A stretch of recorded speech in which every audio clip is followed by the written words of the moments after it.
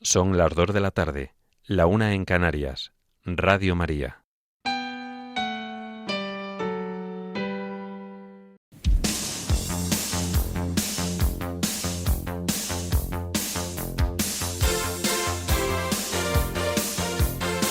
Servicios informativos de Radio María.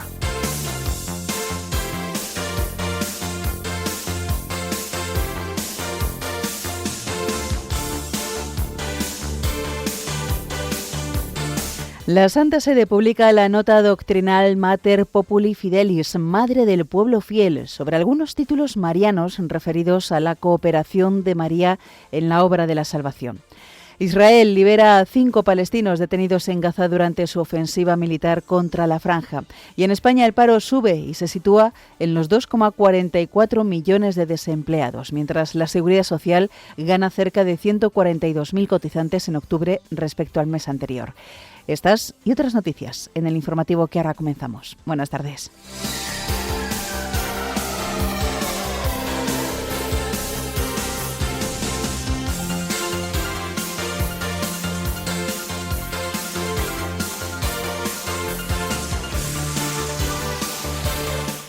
Muere el cardenal Dominik Duka, arzobispo emérito de Praga, que sufrió la persecución religiosa del comunismo en Checoslovaquia y estuvo varios años en prisión. Los cristianos de Calcuta promueven una iniciativa para dar sepultura digna a las personas marginadas. En Toledo, Talavera de la Reina acogerá las 7ª Jornadas de Católicos y Vida Pública sobre Fe y Comunicación en la Era Digital. La Catedral de Santa María la Real de la Almudena de Madrid acogerá la celebración ecuménica del 1700 aniversario del Concilio de Nicea. Ucrania denuncia un ataque masivo de Rusia en Odessa. Save the Children alerta de que los crímenes contra niños en zonas de conflicto alcanzaron las cifras más altas el año pasado. En España, el Gobierno presta unos 10.000 millones a la Seguridad Social para pagar la extra a los pensionistas. Víctimas de la Dana agradecen al Congreso ser escuchadas las primeras y señalan que la mala gestión fue la que mató a sus familiares. Y en deportes, el Atlético de Madrid y el Real Madrid se enfrentan al Unión Saint-Gilloise y al Liverpool en la jornada 4 de la fase de Liga de la Champions League.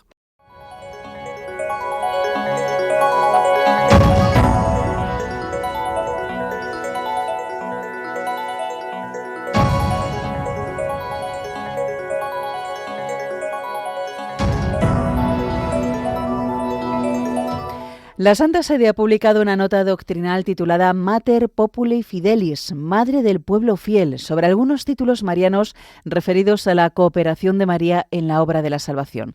El documento, aprobado por el Papa León XIV, está firmado por el prefecto del Dicasterio para la Doctrina de la Fe, el cardenal Víctor Manuel Fernández, y por el secretario de la sección doctrinal, Monseñor Armando Mateo.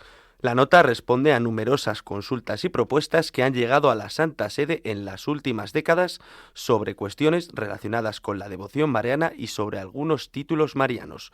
Como explica este dicasterio, al mismo tiempo que clarifica en qué sentido son aceptables o no, algunos títulos y expresiones que se refieren a María. Se propone profundizar en los adecuados fundamentos de la devoción mariana, precisando el lugar de María en su relación con los creyentes a la luz del misterio de Cristo como único mediador y redentor. Como recoge este documento, el eje que atraviesa todas estas páginas es la maternidad de María con respecto a los creyentes, presentada como un tesoro de la Iglesia. La nota ofrece un fundamento bíblico para la devoción a María, además de recoger diversas aportaciones de los padres y doctores de la Iglesia, elementos de la tradición oriental y el pensamiento de los pontífices más recientes. En este sentido, el texto intenta preservar el equilibrio necesario que, dentro de los misterios cristianos, debe establecerse entre la única mediación de Cristo y la cooperación de María en la obra de la salvación, también expresada en diversos títulos marianos. Entre ellos, el dicasterio valora especialmente los de Madre de los Creyentes, Madre Espiritual y Madre del Pueblo Fiel. En cuanto al título de corredentora, aparecido en el siglo XV y utilizado por algunos pontífices, entre ellos San Juan Pablo II, como expone la nota, la Santa Sede afirma que, teniendo en cuenta la necesidad de explicar el papel subordinado de María a Cristo en la obra de la redención, es siempre inoportuno el uso del título de corredentora para definir la cooperación de María. El texto precisa que este título puede generar confusión y y desequilibrio en la armonía de verdades de la fe cristiana.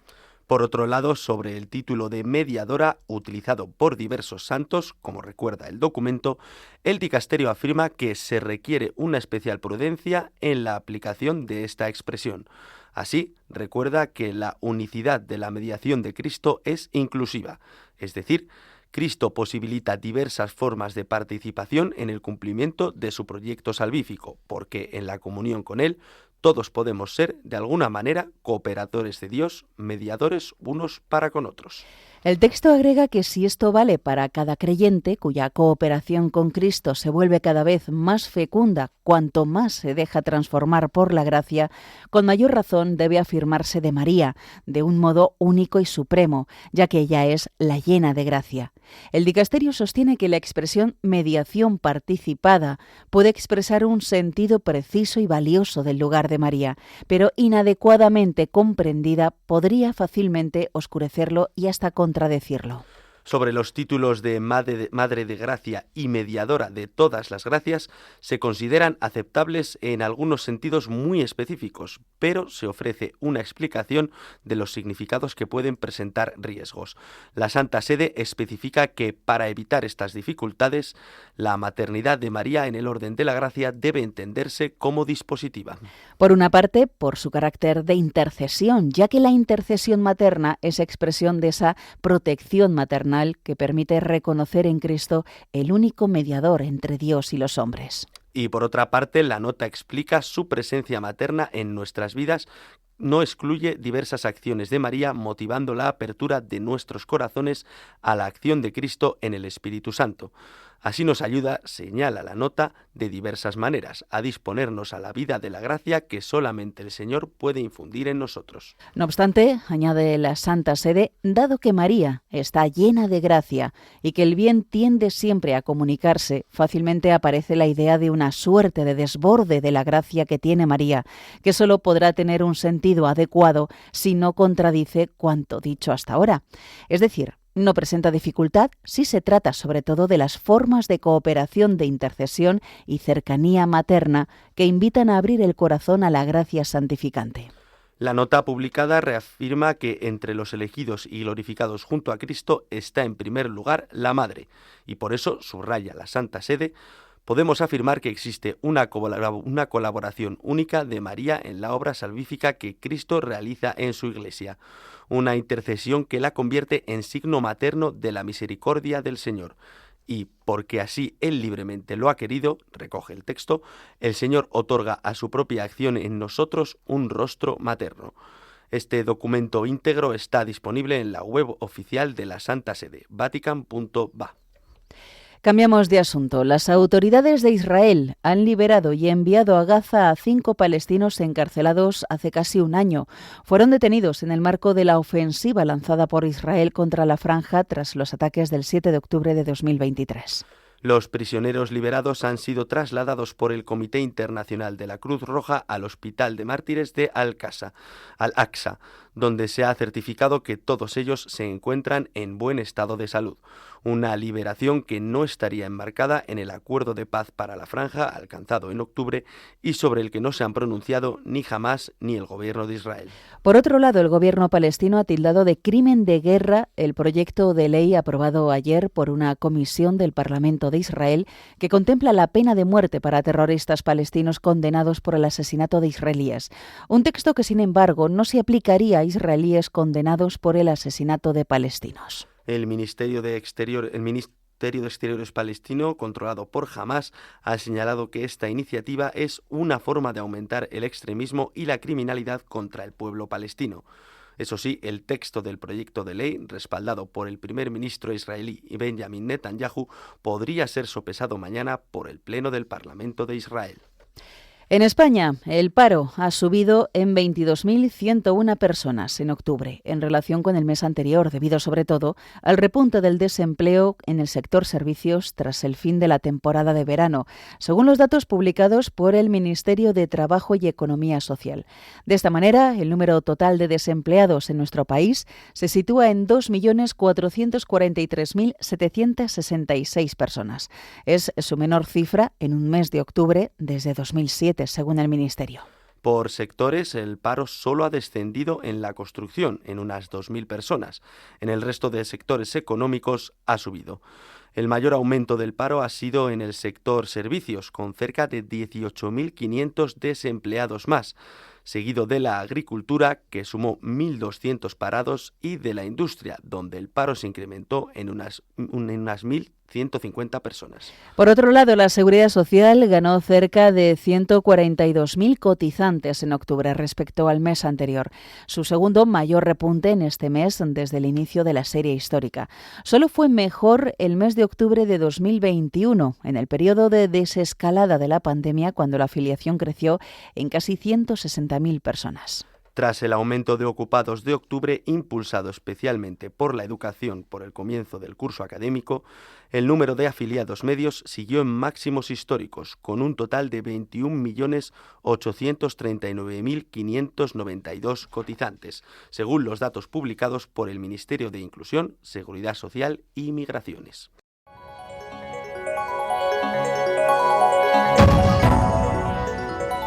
Noticias de la Iglesia en el mundo. La Archidiócesis de Praga ha informado de que esta noche ha partido a la casa del padre el cardenal Dominik Duka, arzobispo emérito de esta archidiócesis y religioso de la Orden de Predicadores. El purpurado tenía 82 años. Su cuerpo estará expuesto en la Iglesia de Todos los Santos. La misa exequial se celebrará este sábado 15 de noviembre a las 11 de la mañana en la Catedral de San Vito, Venceslao y Adalberto.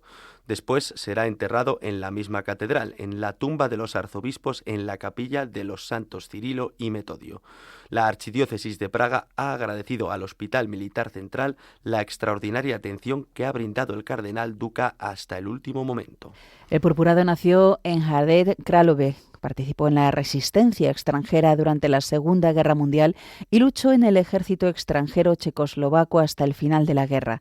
En la década de 1950 fue encarcelado junto con oficiales del Frente Occidental y después de la Revolución fue liberado. Tras completar su servicio militar básico en Trnava, pudo comenzar a estudiar teología en la Facultad de Teología Cirilo y Metodio en Litomerice. El 5 de enero de 1968 ingresó secretamente a la Orden Dominicana y tomó el nombre de Dominic. En 1970 fue ordenado sacerdote y trabajó durante 5 años en la administración espiritual de la Archidiócesis de Praga. En 1975 el gobierno comunista de Checoslovaquia le privó por ley del ministerio sacerdotal durante 15 años. Fue destinado a la fábrica de Skoda en Pilsen, donde fue diseñador hasta 1989. Mientras tanto, trabajó en secreto como maestro de novicios y profesor en teología. En 1979 obtuvo la licenciatura en Teología de la Pontificia Facultad Teológica de San Juan Bautista en Varsovia y en 1981 fue condenado por obstruir la supervisión estatal de las iglesias, por lo que fue encarcelado durante 15 meses. Después de su liberación de la prisión, fue nombrado secretamente provincial de la provincia dominicana de Bohemia-Moravia. Ocupó el cargo durante 12 años. El sábado 13 de febrero de 2010 fue nombrado sucesor del cardenal Miroslav Vik como arzobispo de Praga.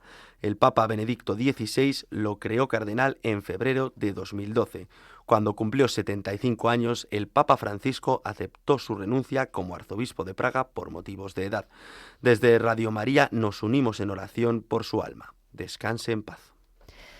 Nos vamos a la India. La comunidad cristiana de Calcuta está promoviendo una iniciativa para dar sepultura digna a las personas marginadas. Con el nombre Shaman Samadhi, entierro digno, esta propuesta quiere ser un signo, un gesto de compasión e inclusión. Esta iniciativa está promovida por el grupo ecuménico Christian Burial Board de Calcuta. Tiene como objetivo garantizar que todas las personas, independientemente de su situación económica, reciban un entierro digno y gratuito.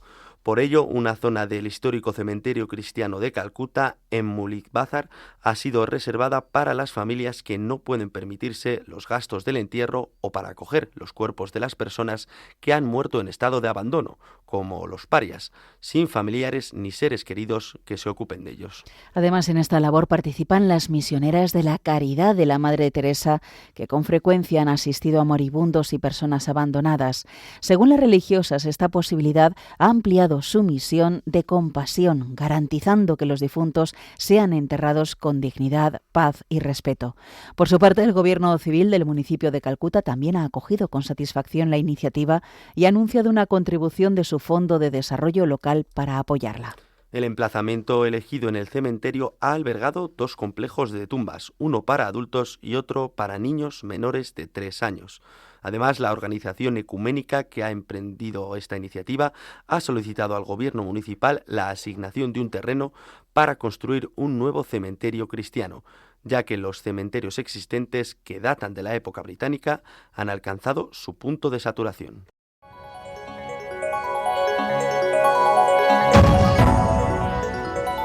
Noticias de la Iglesia en España.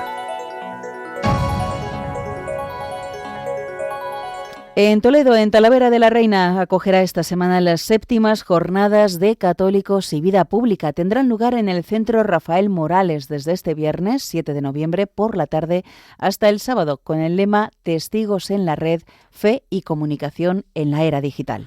Estas jornadas contarán con la participación del proprefecto del Dicasterio para los Institutos de Vida Consagrada y las Sociedades de Vida Apostólica, el cardenal español Ángel Fernández Artime. También intervendrán el guionista y productor Diego Blanco Alvaroba, el sacerdote Ignacio Amorós, del canal Se Buscan Rebeldes, y quien también colabora en Radio María, así como la madre de familia e influencer Mar Dorrio, y quien dirige en esta emisora el programa Dale la Vuelta. Junto a ellos estará el periodista Jorge Sanz, subdirector de El Debate, y el responsable de Vatican News en español, el padre Johan Pacheco. Además, está prevista la actuación en directo de Gerson Pérez y su banda. Por otra parte, la Catedral de Santa María la Real de la Almudena de Madrid acogerá el jueves 20 de noviembre la celebración ecuménica con motivo del 1700 aniversario del Concilio de Nicea, considerado el primer concilio ecuménico de la Iglesia Católica. Esta oración ecuménica se celebrará en el marco de la próxima reunión de la Asamblea Plenaria de este mes de noviembre y comenzará a las 8 de la tarde. En el acto se hará pública la declaración conjunta con el resto de las confesiones cristianas en España. Este texto fue aprobado por los obispos de la Comisión Permanente en la reunión que se celebró los días 30 de septiembre y 1 de octubre en Madrid. La Subcomisión Episcopal para las Relaciones Interconfesionales y el Diálogo Interreligioso, que preside el obispo auxiliar de Sevilla, Monseñor Ramón Valdivia, ha sido la encargada de redactar y consensuar el texto y organizar el acto ecuménico. Cambiamos de asunto. Este próximo domingo, el 9 de noviembre, se celebra el Día de la Iglesia Diocesana. Por este motivo, las diócesis españolas están presentando la campaña que enmarca esta jornada. Entre ellas, la Archidiócesis de Pamplona y Tudela. Con este motivo, su arzobispo, Monseñor Florencio Rosselló, ha afirmado que es una oportunidad para mirar hacia adentro, hacia casa, y revisar cómo es su diócesis, mirar si realmente su Iglesia anima a la santidad de los cristianos. Monseñor Rosselló ha recordado que el Día de la Iglesia Diocesana se pide a los fieles ayuda económica para apoyar y compartir los proyectos que se están desarrollando, de manera que toda la colecta que se obtenga en las parroquias el próximo domingo se destinará a cubrir las necesidades y los gastos de la Iglesia Diocesana. El arzobispo de Pamplona y Tudela ha explicado que se trata de una fecha que nos invita a mirar en una triple dirección. Una primera mirada es hacia nuestros sacerdotes, religiosos y laicos, ha dicho, para preguntarnos cómo estamos vocacionalmente. Una segunda mirada, agrega el prelado, es hacia la acción pastoral en la diócesis, ver si realmente está respondiendo a lo que nuestra Iglesia diocesana nos pide y la sociedad navarra necesita. Y una tercera mirada es más material, afirma Monseñor Rosselló, pero necesaria, y es valorar los medios que se necesitan para llevar a cabo todas estas acciones pastorales. De este modo, el arzobispo de Pamplona y Tudela ha indicado que es momento de animar a la comunidad diocesana a colaborar económicamente para mantener y sostener todas estas acciones pastorales y caritativas que se llevan a término. Finalmente, ha recordado que la santidad se manifiesta de muchas maneras, desde la entrega por nuestro prójimo, a través de la oración por nuestras intenciones y también mediante la ayuda económica en el Día de la Iglesia Diocesana.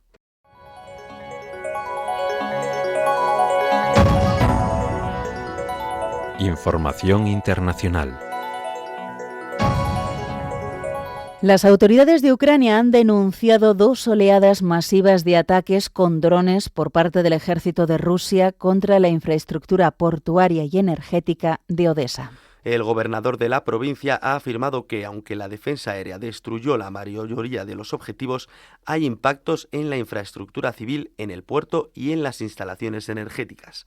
Aún así, ha resaltado que no hay que lamentar muertos ni heridos y que no se han producido cortes eléctricos a causa de los ataques. Asimismo, el Servicio Estatal de Emergencias de Ucrania ha afirmado que 3 sanitarios han resultado heridos en un ataque con dron contra una ambulancia en la localidad de Nikopol, en la provincia de Dnipropetrovsk, región parcialmente ocupada por las tropas rusas en el marco de la invasión. La Fuerza Aérea Ucraniana ha detallado que Rusia ha lanzado 130 drones y varios misiles contra el país durante las últimas horas.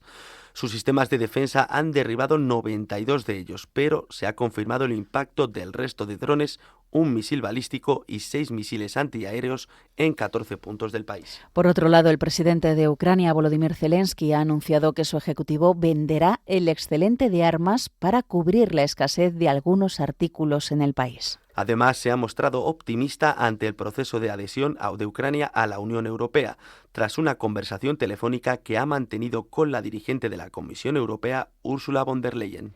Más noticias. La organización Save the Children ha denunciado que los crímenes contra niños en zonas de conflicto en el mundo aumentaron un 30% el año pasado, alcanzando así los peores niveles documentados hasta la fecha. El informe No a la guerra contra la infancia, seguridad para quién recoge que los asesinatos, mutilaciones, secuestros y agresiones sexuales contra niños se acercaron a los 42.000 crímenes el año pasado, una cifra que supera a la de 2023, que ya tuvo la anterior cifra más alta y que supone el doble que los documentados en 2022. El documento también señala que más de la mitad de estas violaciones tuvieron lugar en los territorios palestinos ocupados, la República Democrática del Congo, Nigeria y Somalia.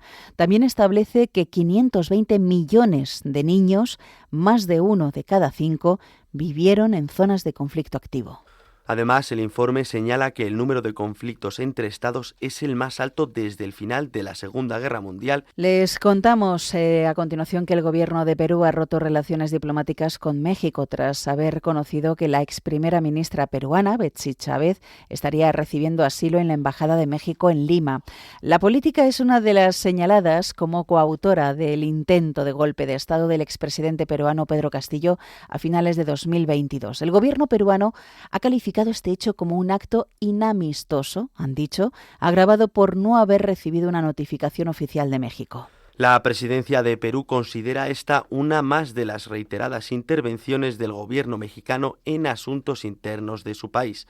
Entre ellas se incluye la reciente defensa que su presidenta, Claudia Sheinbaum, hizo del exmandatario peruano Pedro Castillo, actualmente encarcelado por delitos de rebelión y conspiración. También les contamos que el vicepresidente de Estados Unidos, Dick Cheney, ha fallecido a los 84 años de edad debido a complicaciones derivadas de una neumonía y una enfermedad cardiovascular, según un comunicado difundido por su familia. Cheney fue el número 2 de la administración de George W. Bush y ostentó la cartera de defensa en Estados Unidos, siendo uno de los principales pilares del Partido Republicano en esa época. Sin embargo, en las elecciones de 2024 confesó que no votaría por Donald Trump, sino por la demócrata Kamala Harris. Descanse en paz.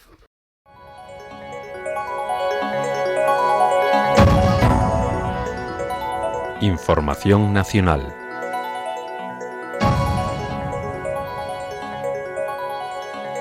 El secretario de Estado de Seguridad Social y Pensiones, Borja Suárez, ha afirmado que la cuantía del préstamo para hacer frente a la paga extraordinaria de las pensiones de noviembre será este año de 10.000 millones de euros, al igual que en el 2023, debido a que los presupuestos están prorrogados.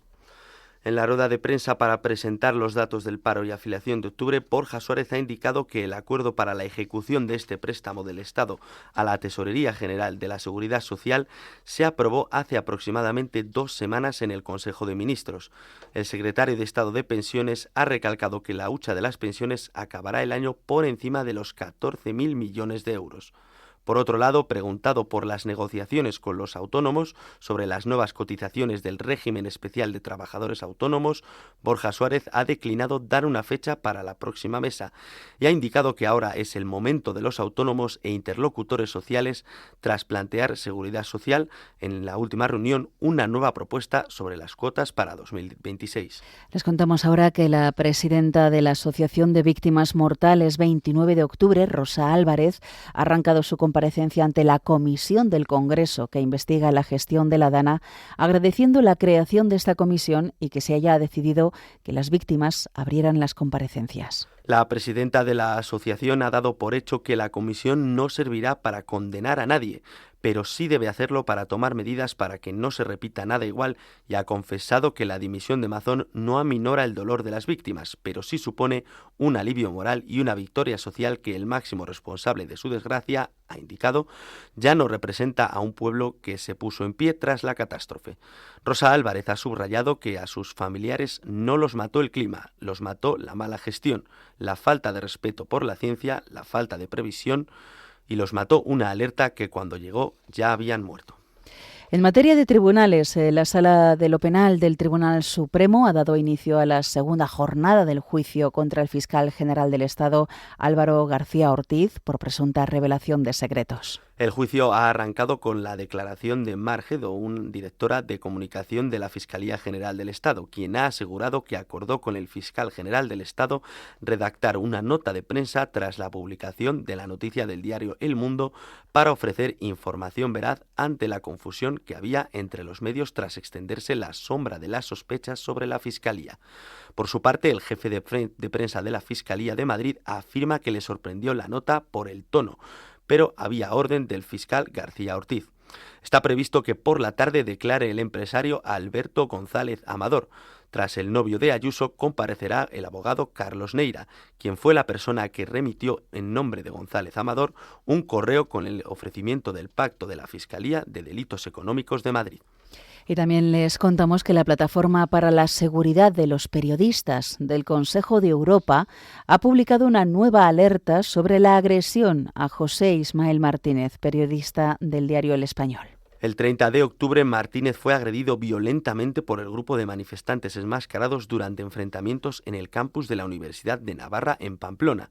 Según El Español y otros medios, el periodista estaba grabando a un grupo de aproximadamente 300 manifestantes, descritos como miembros de grupos vascos de extrema izquierda. Los manifestantes, como recordarán, se habían congregado en el campus para protestar contra una conferencia prevista por el activista Vito Quiles. La Plataforma para la Seguridad de los Periodistas del Consejo de Europa espera acciones de seguimiento y considera que las autoridades españolas deben garantizar una investigación rápida y exhaustiva de la agresión a José Ismael Martínez, identificar y enjuiciar a los responsables y garantizar la seguridad de todos los periodistas que cubren las manifestaciones.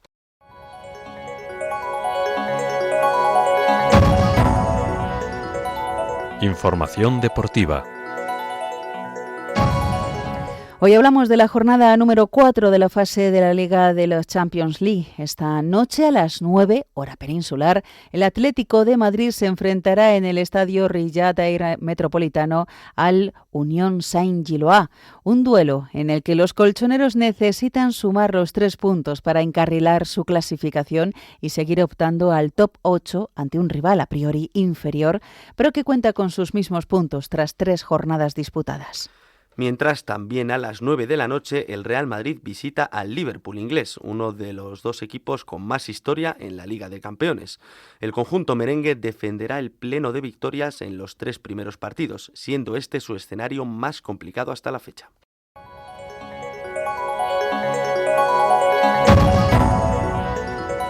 Noticias autonómicas. Nos trasladamos hasta Baleares, donde el Parlamento Regional debate hoy sobre la inclusión de la vehicularidad del castellano en la educación. Nos amplía esta noticia nuestro corresponsal en las islas, Pedro García. Muy buenas tardes. Muy buenas tardes en el nombre del Señor. Así es. En una sesión plenaria que arrancó a las 9 de hoy martes con la habitual sesión de control al Ejecutivo. En concreto, el Pleno debatirá la toma en consideración de la proposición de ley registrada por Vox para modificar la Ley Autonómica de Educación e introducir, entre otras cuestiones, la vehicularidad del castellano. Esta iniciativa legislativa previsiblemente no será admitida a trámite, ya que el Partido Popular reiteraba ayer que no apoyarán la propuesta de Vox para modificar la ley educativa, no por miedo a la izquierda, sino porque alteraría la ley de normalización lingüística que han recalcado como una línea roja e intocable, y pone en cuestión la autonomía de centro.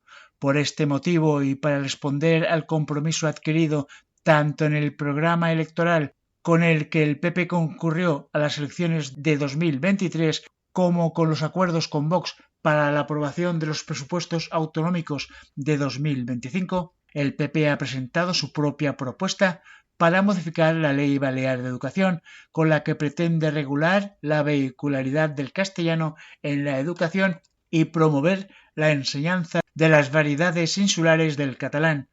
En otro orden de cosas, las Islas Baleares participan desde hoy hasta el 6 de noviembre en la Feria de Turismo World Travel Market de Londres, uno de los acontecimientos más importantes del sector a nivel mundial, con el objetivo de posicionar el archipiélago como un destino de turismo cultural en el mercado británico. La Consejería de Turismo, Cultura y Deportes, a través de la Agencia de Estrategia Turística de Baleares, ha coordinado la presencia balear en Londres, donde Mallorca, Menorca, Ibiza y Formentera estarán representadas en un stand de 544 metros cuadrados. El espacio expositivo será el mismo que se estrenó en la pasada edición de Fitur, inspirado en el agua y sus ecosistemas. El diseño invita a reflexionar sobre el uso responsable de los recursos naturales y está construido con materiales sostenibles, igualitarios y criterios de eficiencia medioambiental.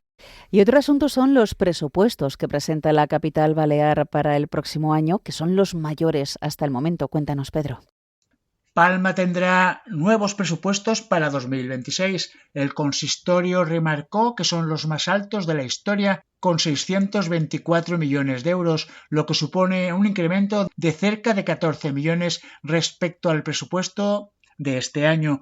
En palabras del alcalde, se trata de un presupuesto con más inversión, más servicios, menos deuda y menor fiscalidad.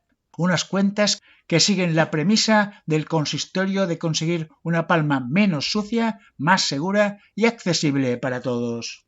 Y cambiando de tercio, en los 10 primeros meses de este año han llegado a Baleares 6.280 inmigrantes a bordo de 342 pateras procedentes del norte de África, lo que representa un aumento del 66% en el número de personas y del 50% en volumen de embarcaciones en comparación con el mismo periodo de 2024. Por otra parte, Baleares ya tutela a 713 menores, 463 en Mallorca, 128 en Formentera, 111 en Ibiza y 11 en Menorca. Y una noticia para recordar: el Banco de Sangre de Baleares ha lanzado un llamamiento urgente a la ciudadanía ante la escasez de donaciones para cubrir las necesidades hospitalarias de las islas. Cada día se requieren más de 200 donaciones de sangre para atender a los pacientes que necesitan transfusiones, se someten a operaciones o reciben tratamientos oncológicos, pero las reservas actuales están muy por debajo de los niveles necesarios.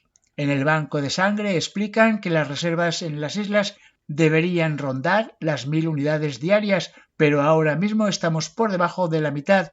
Por ello, el llamamiento se dirige no solo a los donantes habituales, sino sobre todo a toda esa población que no se lo ha planteado nunca. Actualmente, solo un 3% de la población es donante, por lo que existe un importante margen de mejora. Dona sangre, salva vidas. Y esto es todo desde Baleares. Muchas gracias. Paz y bien. Gracias a ti, Pedro, por toda esta información. Finalizamos con la previsión del tiempo realizada por Miriam Herraiz. Esta tarde tendremos más nubosidad en nuestro territorio nacional, que se alternará con grandes ratos de sol. No se esperan precipitaciones, a excepción de Galicia, donde pueden ser de fuerte intensidad y acompañadas de tormentas. El viento soplará con fuerza, especialmente en el norte y en el entorno del sistema central. La mar estará alterada en la costa gallega y en la cantábrica, y las temperaturas no van a variar. Y mañana miércoles esperamos nieblas matutinas en puntos del sureste peninsular, este de Castilla-La Mancha, interior de la Comunidad Valenciana, interior de Cataluña y Baleares. Predominarán los cielos cubiertos en la mayor parte de España y se esperan tormentas en Galicia y en todo el oeste. A lo largo del día se irán desplazando hacia el centro, sur y este peninsular. Los dos archipiélagos se quedarán al margen de estas precipitaciones. El viento soplará con bastante fuerza, sobre todo en el oeste y el centro peninsular. Seguirá habiendo mala mar en las costas gallegas, cantábrica y en toda la zona del estrecho. En cuanto a las temperaturas, van a subir, sobre todo las mínimas.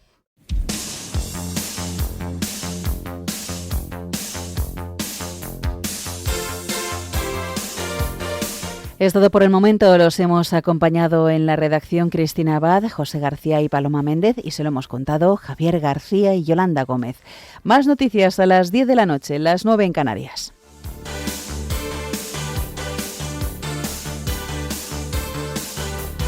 Informativos de Radio María.